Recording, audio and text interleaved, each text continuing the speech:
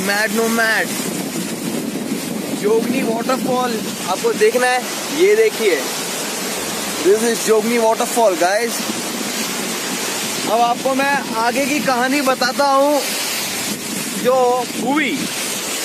दार्जिलिंग के लिए मैं तो निकल पड़ा और दार्जिलिंग में सवेरे सवेरे पहुंच भी गया।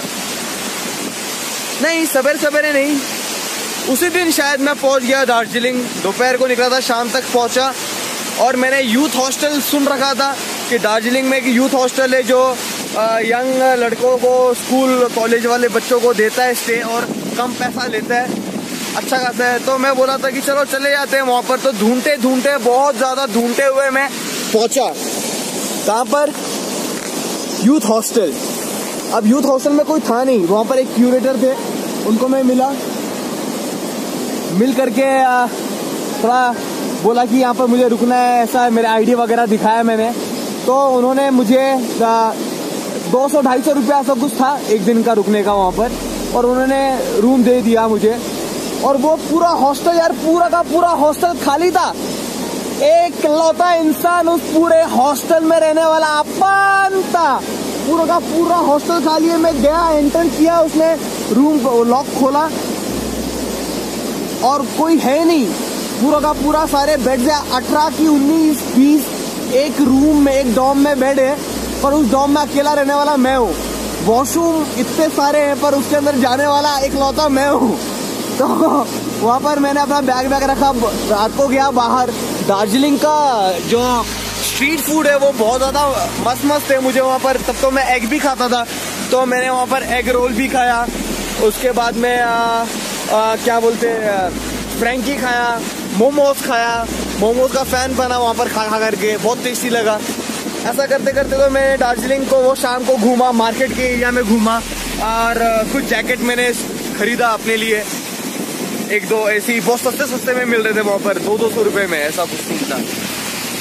जिपर लिया मैंने, ब्लैक कलर का और एक ऑरेंज कलर का और एक ग्रेइश कलर का, ऐसा 3 मैंने लिया था, मुझे याद है।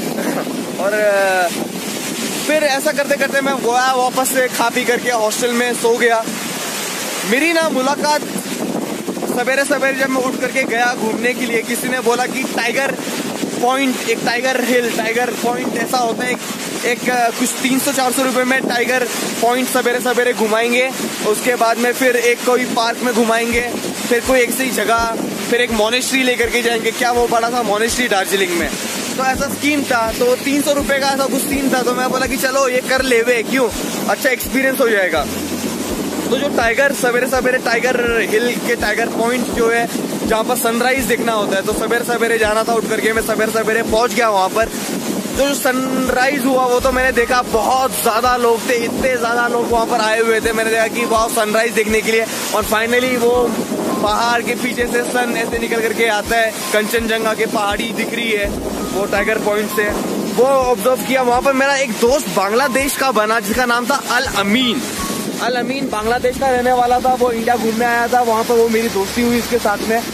फिर उसके बाद में एक कैनेडियन लड़का था, वो भी मेरा मोनेस्ट्री के इलाके में मेरा फ्रेंड बन गया था। तो हम 3 घूम रहे थे। हमारी एक तस्वीर भी है जिसमें वो कैनेडियन लड़का है, मैं हूँ, और वो बांग्लादेश का अल अमीन भाई है। अल अमीन मुझे नाम याद है क्योंकि अभी भी फेसबुक पे कनेक्टेड है वो, और हम लोग आगे हमारी जर्नी कंटिन्यू होगी।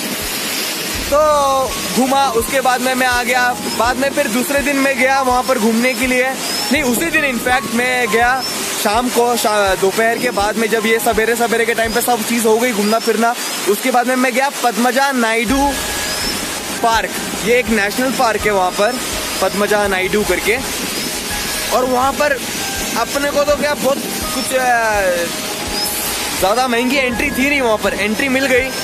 और 8,000 रुपया लोडेड होकर के मैं घर से चला था। अब तक तो मेरा कुछ 2-3 हज़ार रुपया खर्च हुआ होगा। खाने पीने में तो ज़्यादा खर्च हो ही नहीं रहा था। तो फिर वो मैंने एंट्री ले लिया और मैं घुस गया।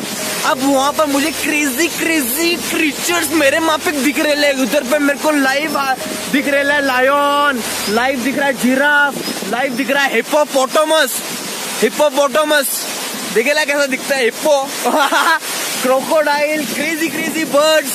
तो वहाँ पर ना मैं सब चीज शूट करने लगा। ये देख सकते हो, अब एक जोगनी वाटरफॉल है। जोगनी माता एक गॉडेस है यहाँ पर, ये मेडिटेशन के लिए जगह माना गया है। ऐसा सीन है यहाँ पर।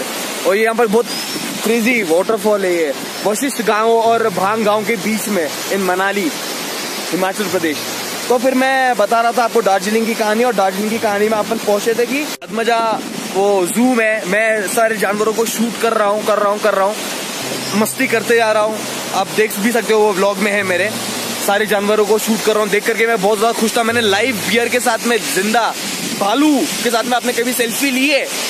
But do not try this, I don't encourage. इसके लिए मैं ये भी कैमरा लेकर के वहां पर भी नहीं जा रहा हूँ, क्योंकि मुझे ये एनकरेज नहीं करना। I can do it but I don't want to do it.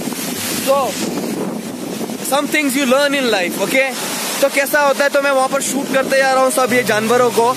Live भालू है पीछे और मैंने भालू को शूट किया है, भालू के साथ में ऐसा सेल्फी खींची है। करते करते मैं जाता हूँ वहां पर ना, मैं ऐसा शूट कर रहा होता हूँ केज के पास। उतने में ना वूप करके भाग करके ना एक दूर से ना पैंथर आकर के अटैक करता है यार, एकदम सामने मेरा। सब कैमरा में छोड़ करके ऐसा नीचे पीछे की ओर हो रहा था, और बच्चे लोग डर जाते, चीख पड़ते हैं, और बुढ़ी आंटी भी होती है, ओ करके पैंथर एकदम फटाक से अटैक करता है। वो तो अच्छा होता है कि ये सामने जाली होती है, केज होता है, कि वो बच जाता है। बट वो कसूर पैंथर का नहीं था, वो कसूर था मेरा, यू नो। क्योंकि मैं उसको जाकर के शूट कर रहा था, मैं ये सारी चीजें कर रहा था वहां पर। ये हमने इंसानों ने उनको कैद करके एक तो पहली बात रख दिया, उनकी आजादी उनसे हमने छीन ली है, जो कि बहुत ही ज्यादा रॉन्ग है, नहीं होना चाहिए, बिल्कुल रॉन्ग है।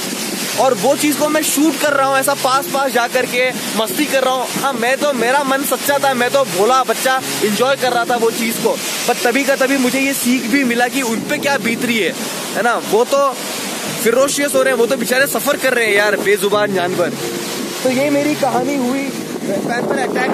फिर उसके बाद में मैं थोड़ा बहुत घूमा, उसके बाद में मैं वहां से निकल पड़ा और वापस से मैं यूथ हॉस्टल के अंदर चला गया रहने को। तो वहां पर जो यूथ हॉस्टल को चला रहा था, फर्स्ट टाइम मेरी मुलाकात हुई उससे और उसके कुछ दोस्तों से। अब हम दोनों की बड़ी अच्छी दोस्ती हो गई, वो भी यंग लड़का था, बात करने लगे, रैप के बारे में हम बात करने लगे।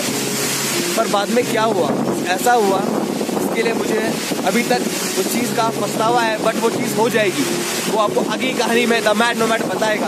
अभी यहाँ से जाना सही है, ऐसा फ़ोन लेकर के मैं ये शूट करूँगा, बताऊँगा तो लोग एनकरेज भी हो सकते हैं। So this is the mad nomad, crazy crazy.